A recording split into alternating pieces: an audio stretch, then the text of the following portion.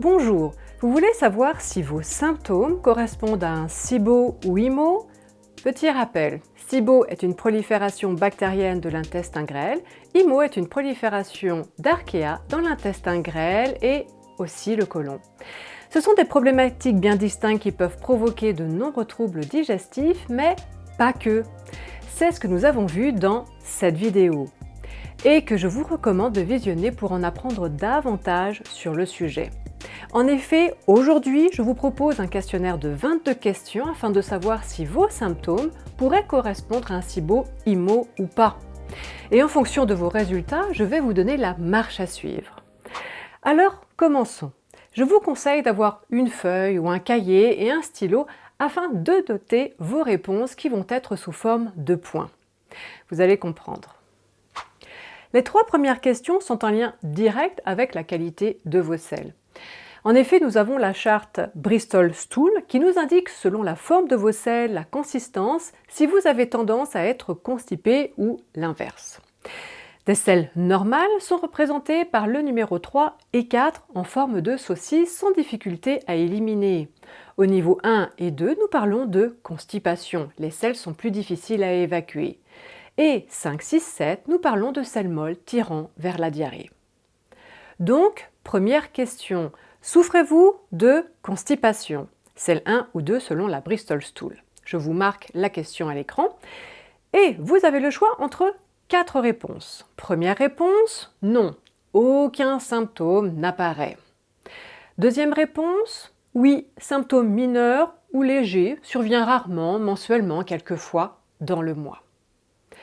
Troisième réponse, symptômes modérés, survenant occasionnellement, hebdomadairement, chaque semaine.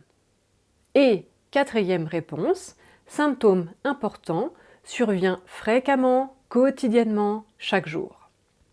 Maintenant, vous allez noter le nombre de points correspondant à votre réponse. Par exemple, si votre réponse est la numéro 3, je surligne celle-ci, eh bien le nombre de points ici est de 2. Si c'est la réponse numéro 2, eh bien le nombre de points est 1. Et vous allez faire cela pour l'ensemble des questions qui vont suivre. Alors, n'hésitez pas à stopper la vidéo, comme ça, vous avez le temps de répondre correctement. Vous avez droit à une seule réponse par question. Question numéro 2. Avez-vous souvent la diarrhée? Je vous montre les réponses à l'écran. Première réponse, non, aucune diarrhée. Deuxième réponse, oui. Symptômes mineurs ou légers, survient rarement, mensuellement. Troisième réponse, symptômes modérés, survenant occasionnellement, hebdomadairement, chaque semaine. Quatrième réponse, symptômes importants, survient fréquemment, quotidiennement, chaque jour. Pareil ici, en fonction de votre réponse, vous notez le nombre de points équivalents. Question numéro 3. Avez-vous une alternance de constipation et de diarrhée? Je vous marque la question à l'écran. Vous avez le choix entre 4 réponses. La première réponse, non, pas de symptômes. Vous avez des selles numéro 3, 4 de la Bristol-Stool. La deuxième réponse, oui, symptômes mineurs ou légers, survient rarement, de temps en temps par mois. Troisième réponse, symptômes modérés, survenant occasionnellement, de temps en temps dans la semaine. En tout cas, c'est déjà plus souvent. Quatrième réponse, symptômes importants, qui survient fréquemment, chaque jour. Vous n'arrivez pas à avoir des selles entre 3 et 4 de manière constante. Des fois vous allez être constipé, des fois vous allez avoir des selles très molles, voire la diarrhée. En fonction de votre réponse, je vous laisse noter le nombre de points équivalents. Question numéro 4. Avez-vous des renvois, des éructations ou des remontées acides après les repas? Les réponses, non. Aucun symptôme n'apparaît. Ou, oui, symptômes mineurs ou légers survient rarement mensuellement. Ou, symptômes modérés survenant occasionnellement, hebdomadairement, chaque semaine. Ou, symptômes importants survient fréquemment, quotidiennement, chaque jour. Vous ajoutez là aussi le nombre de points équivalents à votre réponse. Question numéro 5. Souffrez-vous de ballonnement dans l'heure qui suit les repas? Par ballonnement, j'entends que vous devez déboutonner le bouton de votre pantalon ou pour certains, vous avez l'impression d'être enceinte. Vous avez littéralement un petit ventre qui se forme. Alors, les réponses: non, aucun symptôme n'apparaît, ou oui, symptôme mineur ou léger, survient rarement, mensuellement, ou symptôme modéré, survenant occasionnellement, hebdomadairement, chaque semaine. Ou symptôme important, survient fréquemment, quotidiennement, chaque jour. Question numéro 6. Avez-vous souvent des gaz et ceux-ci peuvent être malodorants, une odeur d'œuf pourri? Réponse: non, aucun symptôme n'apparaît. Ou oui, symptôme mineur ou léger, survient rarement, mensuellement. Ou symptôme modéré, survenant occasionnellement, hebdomadairement, chaque semaine. Ou symptôme important, survient fréquemment, quotidiennement, chaque jour. Question numéro 7. Après votre repas, souffrez-vous de douleurs au niveau digestif, comme des crampes? Réponse: non, aucun symptôme n'apparaît. Ou oui, symptôme mineur ou léger, survient rarement, mensuellement. Ou symptôme modéré, survenant occasionnellement, hebdomadairement, chaque semaine. Ou symptôme important, survient fréquemment, quotidiennement, chaque jour. Question numéro 8. Peut-être vous a-t-on conseillé d'ajouter à votre alimentation des aliments riches en fibres, des fruits, légumes, légumineuses, comme les lentilles par exemple. Mais les aliments justement riches en fibres aggravent vos symptômes. Vous les évitez. Réponse: oui ou non. Sinon vous avez 0 point. Si oui, vous inscrivez 1 point. Question numéro 9. Et peut-être vous a-t-on conseillé de prendre des compléments probiotiques, mais là aussi, cela aggrave vos symptômes. Par exemple, vous avez plus de ballonnements ou de gaz. Réponse: oui ou non. Question numéro 10. Souffrez-vous de sensibilité alimentaire multiple? En fait, avant vous pouviez manger de tout sans aucun symptôme digestif, mais depuis quelque temps, les aliments que vous supportiez bien aggravent vos symptômes digestifs. Réponse: non, aucun symptôme n'apparaît. Ou oui, symptôme mineur ou léger, survient rarement, mensuellement. Ou symptômes modérés, survenant occasionnellement, hebdomadairement, chaque semaine.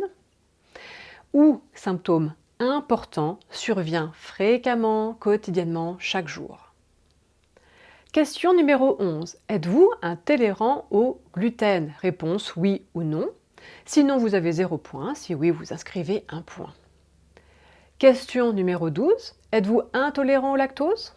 Réponse: oui ou non. Sinon vous avez 0 point. Si oui, vous inscrivez 1 point.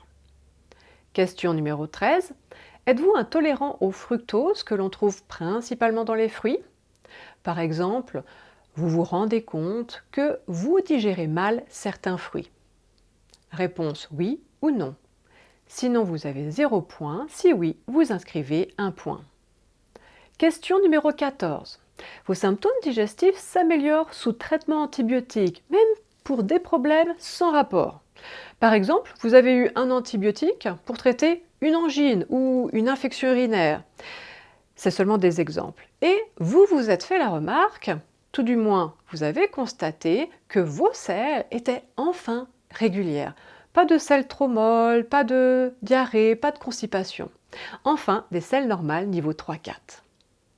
Réponse: oui ou non. Sinon, vous avez 0 point. Si oui, vous inscrivez 1 point. Question numéro 15. Souffrez-vous de symptômes liés à la fibromyalgie? Je vous mets une liste de ces symptômes à l'écran car nous ne connaissons pas tous les symptômes en lien. Les réponses: non, aucun symptôme n'apparaît, ou oui, symptôme mineur ou léger, survient rarement, mensuellement, ou symptômes modérés, survenant occasionnellement, hebdomadairement, chaque semaine, ou symptôme important, survient fréquemment, quotidiennement, chaque jour. Question numéro 16. Souffrez-vous de cystite interstitielle? Une cystite interstitielle, aussi appelée syndrome de la vessie douloureuse, désigne une inflammation chronique de la vessie. Son origine est non infectieuse. Elle se caractérise par des symptômes douloureux au niveau de la vessie et des symptômes urinaires, envie fréquente et irrépressible d'uriner. En fait, vous vous rendez compte que vous allez beaucoup plus souvent uriner qu'avant. Réponse oui ou non. Question numéro 17. Avez-vous un diabète de type 2 ou 1? Réponse oui ou non.